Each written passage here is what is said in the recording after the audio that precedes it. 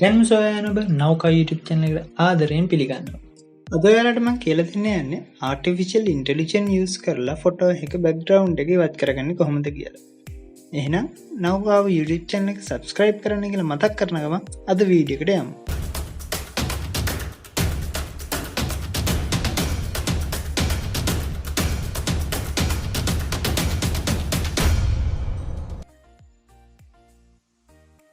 මුලින්ම ඔයගොල්ලෝගේ web browser එක open කරලා remove.bg කියන වෙබ්සයිට් එකට යන්න.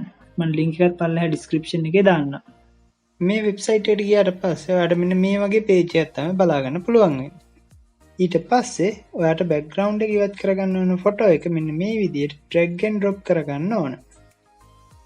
අන්න ඊට පස්සේ ඔයාගේ photo එක upload වෙලා මෙන්න මේ විදිහට බොහොම පහසුවෙන් සහ ඉක්මනින් ඔයාගේ background එක AI use කරලා remove කරගන්න පුළුවන්.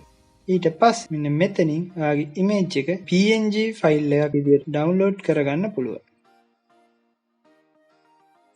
අද වීඩියෝ එක හොඳයි නම් යාළුවන්ටත් බලන්න social media වල අපේ වීඩියෝ එක share කරන්න.